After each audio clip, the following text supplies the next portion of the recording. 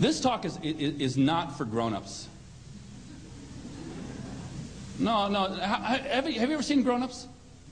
Scary people. No, they are. Listen, please, I do not mean to offend you, but if you have grown up, please leave. It's okay, I'll wait. I thought you were getting away from your table there, sir. You gonna stay? Cool.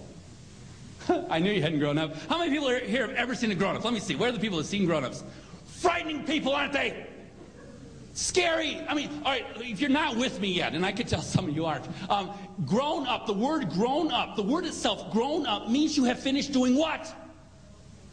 Growing. You're a genius. That's it. People, if you have finished growing, you're not going to get anything out of what this brain-damaged nerd has to share with you today. Don't finish growing. Now, don't worry. I know grown-ups. Some are 50, some are 30, some are 20, and some are 10. There are people in this culture today that have grown up much too fast. You're not going to get anything out of what I have to say if that is your condition.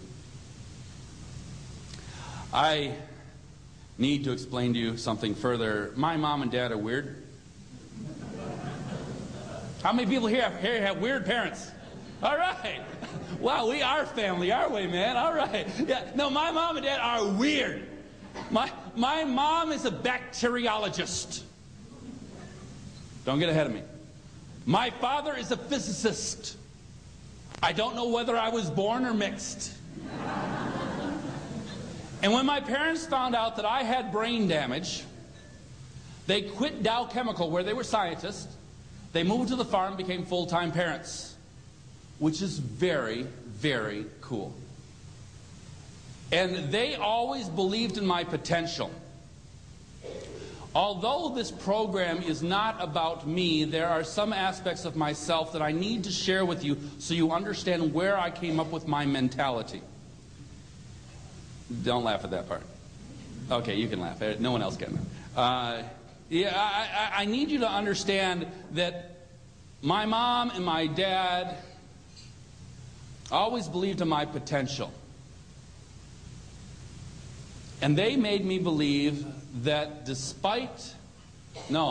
because of my brain damage, I could do anything. Now, there are some of you that have been labeled. And there are some of you that feel kind of nasty about that. You don't understand what the label means. Where are the people who have been officially labeled learning disabled in the room? Please raise your hands. Be proud. Congratulations. Where are the people who have not been labeled? You've not been labeled. I pity you. No, I'm sorry. I pity you. What a pain to not have the advantage. Now, why would you want to look at the world like everyone else? We look at the world completely differently. Mom and I'll take that. Thank you. Go ahead, finish that. Yeah, she completed it for you, sir. That's okay. God bless you. The thing is there are so many people out there that assume that because you are labeled learning disabled, that is your disadvantage. Most of my programs, since I started speaking back in 1978, before any of you were born, most of my programs have been, about 50%, have been in schools, often elementary, high schools. And in those schools, I get up in front of kids and I tell them, nerds rule. And you need to understand this. When I tell kids that nerds rule, you know what they do to me? They look at me and they say, yeah, right. But when I tell you that nerds rule, you look at me with this inner wisdom and gently nod your head. Because you know that nerds rule. Because you've already been to your class reunions. I only get a couple of you that start these spontaneous applauses, but I appreciate that. No, it's true. It's true. All those dorky kids that never fit in when they were in high school, we are your employers now. The ones that were applauding, they are your future employers. They're just climbing the ladder. Yeah, the thing is all those dorky people, the awkwardness is what our advantage ended up being. My line, if you haven't seen my poster that's out there for sale, my line is yuck makes you stronger. And I believe that with all my heart, and that is one of the things I need to share with you. The title of this program is called The Art of Taking Care of Yourself. And those people on this committee that put on this conference, they are sweet, nice people to your face. Yeah, there they are. But over the email and through phone lines, they are vicious. No, I am serious. Denise and Jim in particular. Those evil people, I mean, they grabbed a hold of me by the scruff of my neck. They said, listen, Karpovich, you brain-damaged nerd. These people are not here to have one more burden shoved on their already overburdened shoulders. They have come here this evening to receive a gift, and you better give it to them. It is my intention to give you a gift today. I do not have enough time to give you as much as I would like, but I'm going to do my very best to give you some concrete, usable things that are going to make your life a little bit easier. First of all, I need to ask you a very important question. How many people in this room have ever experienced burnout?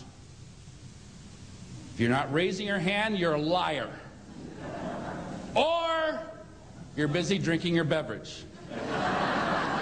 Or you decide not to participate with a brain-damaged nerd that's wearing 2 different colored tennis shoes.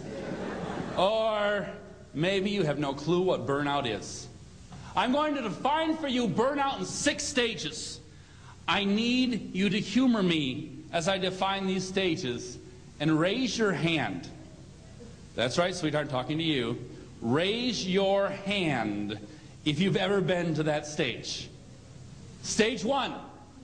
Don't raise your hand yet. Don't get excited.